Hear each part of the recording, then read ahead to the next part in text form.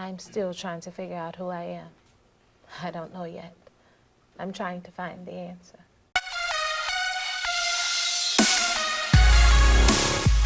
All through the writing process, the thing that kept coming to me was the idea of telling the story, wanting to tell the story of a woman who has the greatest voice in the world, but who still doesn't know what her voice is. And that was the story that I felt like I wanted to tell. We sat down and we talked about me playing her, and she told me I was very shy. And I was like, she's like, are you shy or something? And I'm like, well, I am sitting here talking to Miss Aretha Franklin.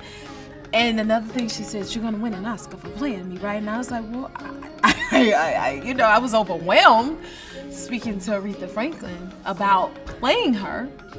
But that was like the very early stages. When I look back at my career, I'm like, but it's like, Aretha was like the blueprint of it all when I look at it. When I auditioned for American Idol, I sang Share Your Love with Me. When I went on American Idol tour, I did Since You've Been Gone by Aretha Franklin.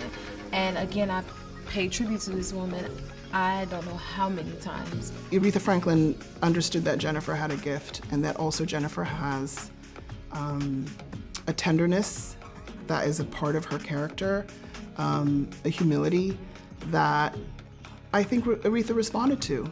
You know, so when you're thinking about who's gonna play me, and I know that I have one of the great voices of all time, it better be another person who has one of the great voices of all time.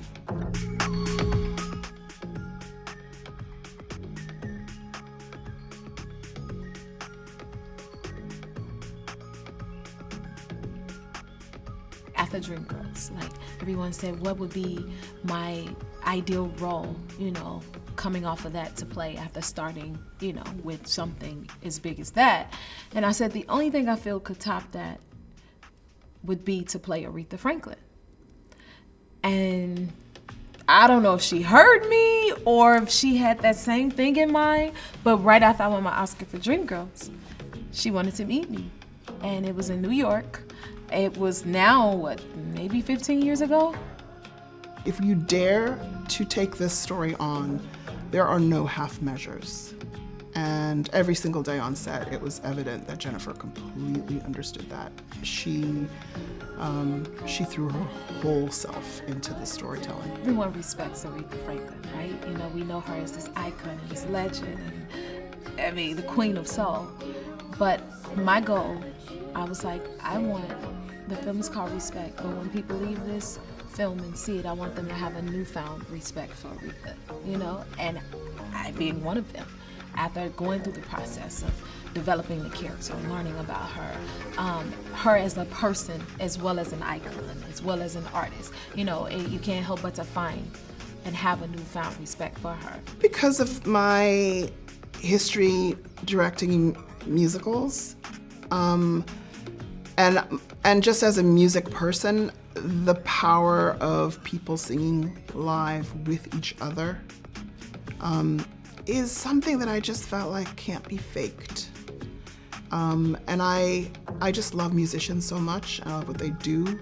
And I wanted to capture that. I wanted it to feel like music people made the music movie.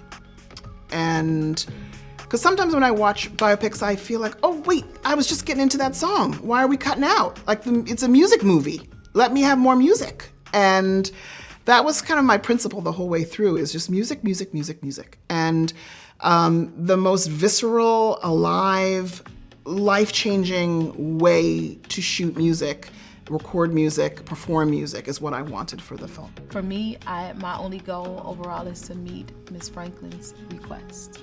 She gave me an assignment. She said, it is you, Jennifer, I want you to play me. And I knew what her wishes were. And so I felt as though this was the best way to, you know, achieve that and to honor that.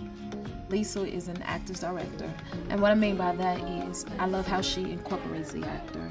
She approaches you almost like an actor, which is necessary and allows you to breathe. But at the same time, as a director, she steps in with that vision. And she's so passionate about that vision and very focused on it. And I love that she's a woman at the same time, you know, so she gets the mission. This film was shot to be seen in a movie theater. It was shot in an epic way. It was shot in an incredibly cinematic, with an incredibly cinematic point of view, because I felt that that was what Aretha Franklin deserved. She wanted her life to be made into a movie because I think she thought movies were the kind of height of a tribute to a life. And I know the kind of movies that she would have grown up seeing. They were full of glamour, they were beautifully shot, people were beautifully dressed, they were sophisticated, and you don't always see Black people inside of those movies. And so my dream for the film and for Aretha and her legacy was to create a piece of cinema that felt like a classic. That felt like you have to see this in a movie theater, you have to see it on a big screen, because her life was so big, it deserved that.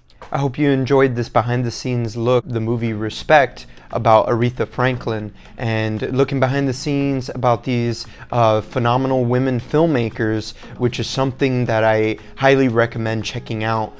There's a great documentary that I saw recently on Netflix called This Changes Everything, and you must check that out. And this does change everything in the industry, just seeing how women are portrayed, and actually not only portrayed on screen, but just how they're being used and abused in entertainment industry across the board. The song, and put all that together in her song Respect. So I highly recommend checking all that out. Thank you for checking out On Set with Greenlight. My name is Jovanni Santos.